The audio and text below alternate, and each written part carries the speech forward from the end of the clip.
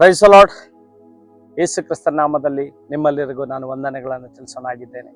Run to Christ travel ಮುಖಾಂತರವಾಗಿ ಬರುವಂತಹ ಎಲ್ಲ ಆತ್ಮಿಕ ಸಂದೇಶಗಳನ್ನು ನೀವೆಲ್ಲರೂ ಕೇಳುವರಾಗಿದ್ದೀರಿ ಮತ್ತು ಇದನ್ನು ಕೇಳುವುದರ ಮುಖಾಂತರವಾಗಿ ಅನೇಕ ಜನರಿಗೆ ಶೇರ್ ಮಾಡಿ ಮತ್ತು ಈ ಚಾನಲ್ ಅನ್ನು ಸಬ್ಸ್ಕ್ರೈಬ್ ಮಾಡೋ ಮುಖಾಂತರವಾಗಿ ಈ ಸೇವೆಯನ್ನು ಪ್ರೋತ್ಸಾಹಿಸಿ ಕರ್ತನ ನಿಮ್ಮೆಲ್ಲರನ್ನ ಆಶೀರ್ವಾದ ಮಾಡಲಿ.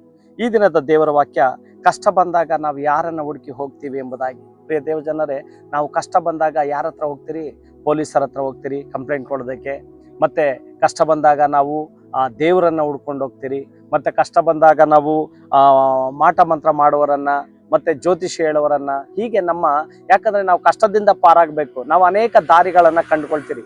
ಈ ಕಷ್ಟದಿಂದ ಹೇಗೆ ಪರಿಹಾರ ಆಗಬೇಕು ನಾವು ಎಂಬುದಾಗಿ, ಈ ಕಷ್ಟದಿಂದ ನಾವು ಹೇಗೆ ಹೊರಗಡೆ ಬರಬೇಕೆಂಬುದಾಗಿ, ಯಾರು ಏನು ಹೇಳ್ತಾರೋ ಎಲ್ಲವನ್ನ ನಾವು ಮಾಡ್ತೀರಿ.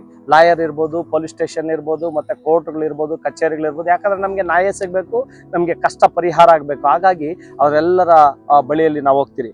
ಆದ್ರೆ ಇಲ್ಲಿ ವಾಕ್ಯದಲ್ಲಿ ದೇವರ ವಾಕ್ಯ ಹೇಳುತ್ತೆ, 2 ಪೂರ್ವಕಾಲ ವೃತ್ತಾಂತ 15ನೇ ಅಧ್ಯಾಯ 2ರಿಂದ 4 ವಚನಗಳನ್ನ ನಾವು ನೋಡುವಾಗ ಈ ರೀತಿಯಾಗಿದೆ.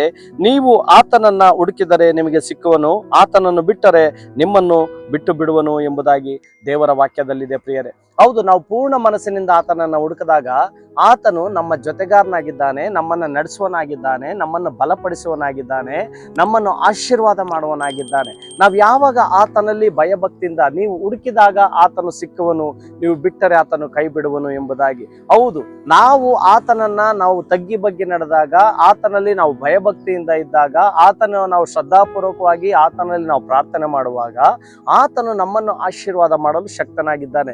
ಯಾಕಂದ್ರೆ ಇವಾಗ ನಾವು ಲೋಕದಲ್ಲಿ ನೋಡುವಾಗ ಗಿವ್ ಅಂಡ್ ಟೇಕ್ ಪಾಲಿಸಿ ಎಲ್ಲ ಕಡೆ ಇದೆ. ಗಿವ್ ಅಂಡ್ ಟೇಕ್ ಅಂದ್ರೆ ನನ್ನಿಂದ ಇನ್ನೊಬ್ರಿಗೆ ಏನಾದ್ರೂ ಸಹಾಯ ಇದ್ರೆ ಅವರು ನಮ್ಗೇನಾದ್ರೂ ಸಹಾಯ ಮಾಡಲು ಶಕ್ತನಾಗಿದ್ದಾರೆ. ಬರೇ ಈಗ ನಾವಿಂದ ಅವರಿಂದ ಸಹಾಯ ಮಾಡ್ತಾ ಇದ್ರೆ ಅವ್ರಿಗೆ ಪ್ರಾಫಿಟ್ ಇಲ್ಲದೆ, ಯಾವುದೇ ರೀತಿಯಲ್ಲದೆ ಸಹಾಯ ಮಾಡಲು ಈ ಒಂದು ಸೊಸೈಟಿಯಲ್ಲಿ ಯಾರು ಸಹ ಮುಂದೆ ಬರೋದಿಲ್ಲ. ಆದರೆ ದೇವರು ಅಂತಹ ದೇವರಲ್ಲ. ಆ ದೇವರು ಎಂತವನಾಗಿದ್ದಾನೆ ಅಂದ್ರೆ, ನಾವು ಆತನನ್ನು ಹುಡುಕಿದಾಗ ಆತನು ಸಿಗ್ತಾನೆ. ಏನಂದ್ರೆ, ನಾವು ಸಿಕ್ಕಿದಾಗ ನಾವು ಆತನನ್ನ ಗಟ್ಟಿಯಾಗಿ ಇಟ್ಕೊಳ್ಬೇಕು.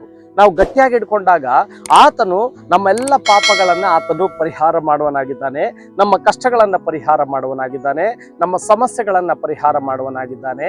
ನಾವು ತುಂಬು ಹೃದಯದಿಂದ ಆತನನ್ನ ಹುಡುಕಬೇಕು.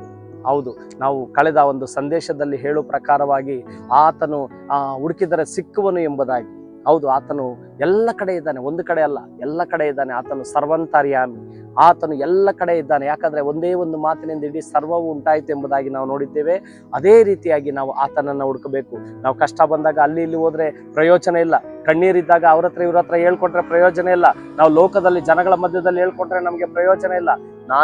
ನಿನ್ನನ್ನ ಸೃಷ್ಟಿ ಮಾಡಿದಂತ ದೇವರ ಬಳಿಯಲ್ಲಿ ಬಂದು, ದೇವರೇ, ನನಗೆ ಇಂತಹ ತೊಂದರೆ ಇದೆ, ಇಂತಹ ಸಮಸ್ಯೆ ಇದೆ, ನನ್ನನ್ನ ಕಾಪಾಡು, ನನ್ನನ್ನ ಕರುಣಿಸಿ ಎಂಬುದಾಗಿ ನಮ್ಮನ್ನ ನಾವು ದೇವರ ಬಳಿಯಲ್ಲಿ ಒಪ್ಪಿಸಿಕೊಟ್ಟಾಗ ದೇವರು ನಮ್ಮನ್ನು ಬಿಡುಗಡೆ ಮಾಡಲು ಶಕ್ತನಾಗಿದ್ದಾನೆ. ಹಾಗಾಗಿ ದೇವರನ್ನ ನಂಬಿರಿ, ದೇವರನ್ನ ಆರಾಧನೆ ಮಾಡಿ, ದೇವರನ್ನ ಪ್ರೀತಿಸಿರಿ. ದೇವರು ನಿಮ್ಮೆಲ್ಲರನ್ನ ಆಶೀರ್ವಾದ ಮಾಡಲಿ, ನಿಮ್ಮ ಕುಟುಂಬಗಳನ್ನ ಆಶೀರ್ವಾದ ಮಾಡಲಿ, ನಿಮ್ಮ ಕೆಲಸ ಕಾರ್ಯಗಳನ್ನ ಆಶೀರ್ವಾದ ಮಾಡಲಿ, ಮತ್ತೆ ನಿಮ್ಗೆ ಹೆಚ್ಚಿನದಾಗಿ ಆಶೀರ್ವಾದದಿಂದ ತುಂಬಿಸಲಿ ಎಂಬುದಾಗಿ ನಾನು ಬೇಡುವನಾಗಿದ್ದೇನೆ. ಕರ್ತನು ಈ ವಾಕ್ಯಗಳನ್ನು ಆಶೀರ್ವಾದ ಮಾಡಲಿ. ಆಮೇನ್.